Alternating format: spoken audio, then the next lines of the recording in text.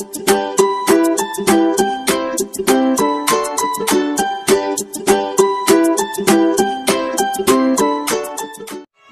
tarde, quarto ano. Vamos começar com a nossa aula da quarta-feira, 29 de julho de 2020. Vamos com a nossa oração. Em nome do Pai, do Filho e do Espírito Santo. Amém. Pai nosso que estás nos céus, santificado seja o vosso nome. Venha a nós o vosso reino. Seja feita a vossa vontade, assim na terra como no céu. O pão nosso de cada dia nos dai hoje. Perdoai as nossas ofensas, assim como nós perdoamos a quem nos tem ofendido. Não deixeis cair em tentação, mas livrai todos os males. Amém. Vamos com a nossa chamada? Clara Vitória, Nayara Lima. Hoje vamos falar um pouquinho sobre a chegada dos portugueses.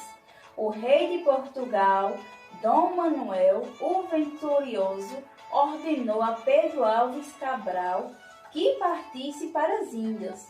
Cabral partiu de Lisboa no dia 9 de março de 1500.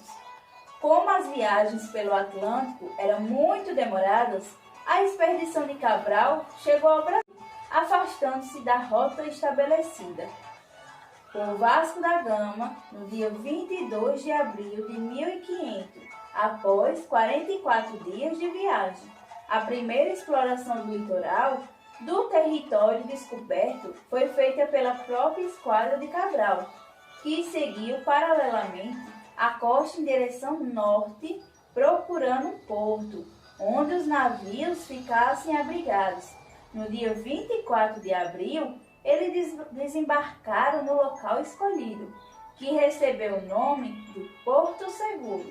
Atualmente, Baía Cabralha, no estado da Bahia,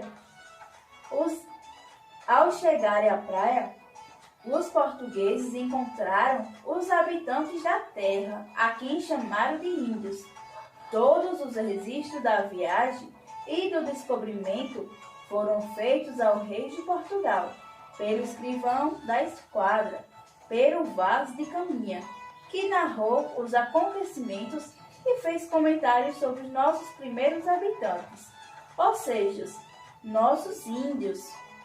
Sendo Portugal um país católico, também na esquadra de Cabral havia um sacerdote, Frei Henrique Soares de Coimbra, nascido na cidade de Coimbra, que celebrou no dia 26 de abril a primeira missa no Brasil, em ação de graças pelo descobrimento no ilhéu da Coroa Vermelha.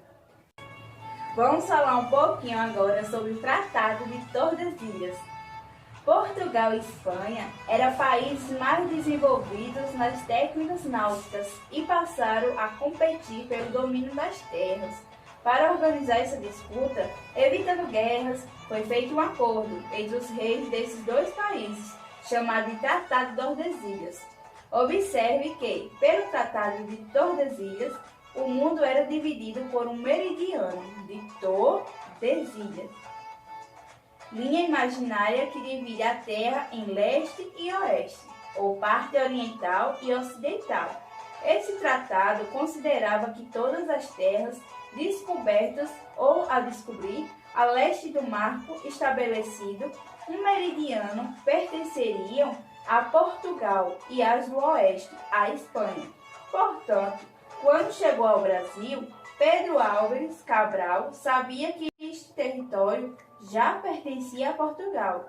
Posteriormente, Inglaterra, Holanda e França desconsideram esse acordo e passaram a piratear navios portugueses e espanhóis, além de ocuparem as terras e contrabandearem nossa maior riqueza da época, que era o pau-brasil. Vamos falar um pouquinho agora sobre nossos nomes. Os primeiros habitantes designavam Brasil de região ou terra das palmeiras, que na linguagem tupi-guarani é simplesmente Pindorama. Quando chegou aqui, Cabral chamou o território de Terra Vera Cruz. Porém, Camille escreveu as cartas ao rei chamando a terra de Ilha de Vera Cruz.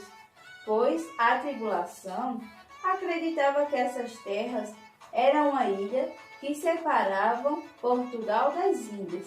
No dia 2 de maio, a Esquadra de Cabral, após a celebração de uma segunda missa, deixou as terras do Brasil e seguiu em viagem para as Índias, onde deveria manter o comércio, adquirindo as especiarias.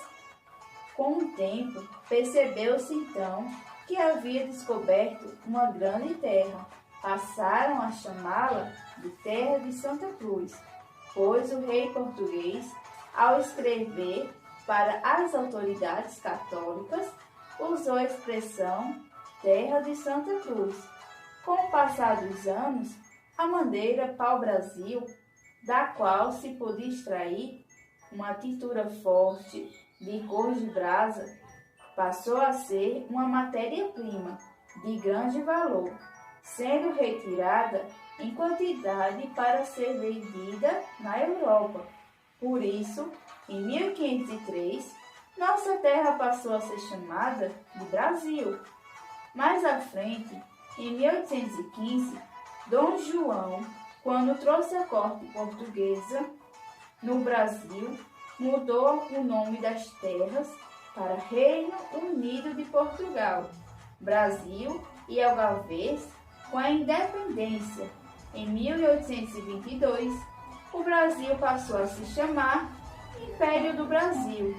Já em 1891, com a primeira Constituição Republicana, recebeu o Brasil, nome válido até hoje. Agora, de acordo com a explicação de tia Maísa, vocês irão responder a atividade. No primeiro, vocês irão observar bem o mapa e fazer o que se pede. A. Pinte de vermelho o local onde partiu a Esquadra de Cabral. B. Cubra o percurso feito por Cabral para chegar ao Brasil. C. Pinte de verde o local onde desembarcou a expedição de Cabral e escreva o nome do estado onde ele se localiza. Segundo, complete o quadro de acordo com os principais fatos das grandes navegações. Como aqui, vai ter a data e os fatos. Em cada data que ocorreu, vocês irão colocar ao lado o que foi que aconteceu nesses dias. Página 32, no terceiro, sobre a viagem de Cabral, responda a questão abaixo.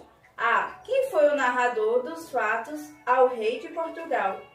4. O que Pero Vaz de Caminha escreveu sobre a viagem? 5. Dado o mapa abaixo, determine a linha do Tratado de Tordesilhas, marcado as terras pertencentes a Portugal e a Espanha. 6. Quem celebrou a primeira missa no Brasil? Quando e por que isso aconteceu? 7. Qual o nome que os nossos primeiros habitantes deram ao Brasil? O que significa? 8. Explique a razão do nome Brasil. E 9. Encontre no diagrama os nomes que os portugueses deram às nossas terras. Agora escreva na ordem em que foram dados os nomes.